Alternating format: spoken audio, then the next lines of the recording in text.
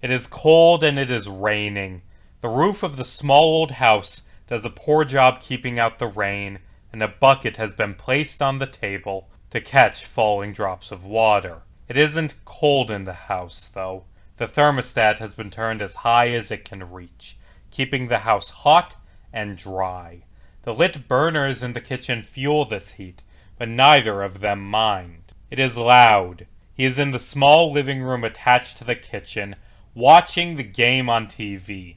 The TV is turned as high as it can go. He can't hear it any other way. He wears a football jersey, the same color as his favorite team. He is old and somewhat chubby.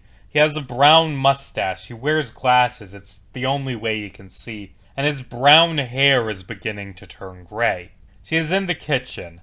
A large pot of chili sits on the stove in front of her. She sets a tea kettle down on the free burner and picks up a wooden spoon. She tastes the chili. Not spicy enough. She wears a white apron, partially stained by food. She is old and somewhat chubby. Each of her fingers is covered by a large ring, but the one on her left ring finger, the one with the tiny diamond, that one is her favorite.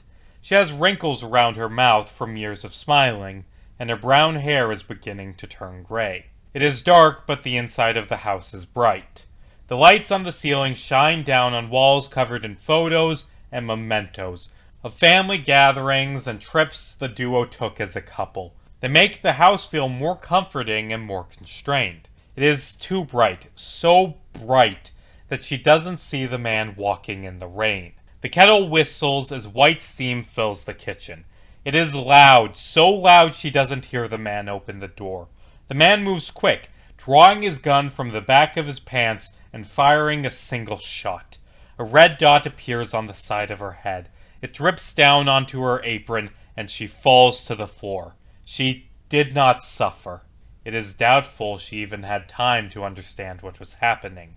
Her husband doesn't react. The gunshot was loud, loud enough to drown out the TV and the kettle, but he knows that there is nothing he can do. He stares at the TV as the man walks over and points a gun at the back of his head. The husband closes his eyes. He takes a deep breath and opens his mouth to speak. Before he can, a second shot rips out through the small house. The man walks back to the kitchen. He picks up the spoon and tries a sip of the chili. Not spicy enough. He scavenges through the cupboards and pulls out a bottle of vegetable oil and some napkins.